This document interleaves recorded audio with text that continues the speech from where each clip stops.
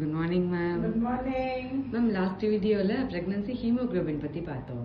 இந்த வீடியோல அதுக்கு என்னென்ன ஃபுட் எடுத்துக்கணும், எது எடுத்துக்கூடாது சொல்றீங்களா?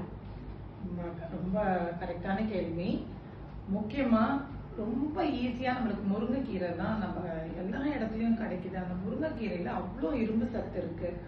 வாரத்துல 2 நாள் 3 நாள் முருங்கைக்கீரை பொரியலோ, முருங்கைக்கீரை சாம்பார் வச்சோ, இல்ல முருங்கைக்கீரை சூப்பாவோ நம்ம குடிச்சோம்னா நல்ல ஹீமோகுளோபின் இம்ப்ரூவ் ஆகும்.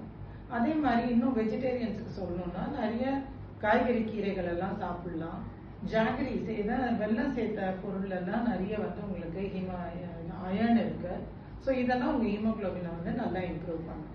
அது தவிர நான் வெஜிடேரியன்ஸ் எடுத்துக்கிட்டீங்கன்னா ரொம்பவே நல்லது. அவங்களுக்கு இந்த ஆட்டு ஈரல் இதுலலாம் நிறைய ஹீமோகுளோபின் இருக்கு, அயர்ன் கண்டென்ட் இருக்கு. இந்த அயர்ன்லேருந்து தான் ஹீமோகுளோபின் உடம்புல தயாரிப்பு நடக்கிறது.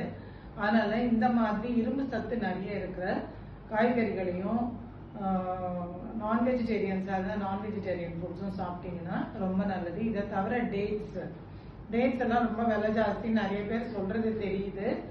பிலோ பாவர்ட்டி லெவல்ல இருக்கிறவங்க கண்டிப்பா முருங்கைக்கீரையை கண்டிப்பா ட்ரை பண்ணுங்க. உங்களுக்கு நிச்சயமா நல்ல ஹீமோகுளோபின் உங்க உடம்புல சுரந்து உங்களுக்கு நன்மை ஏற்படும். இந்த பிரெக்னன்சில you will have a happy mother, you will be a happy mother and you will have a good child. நல்ல தாய்மாரும் நல்ல குழந்தையும் பிறக்கும். Thank you, ma'am. Thank you.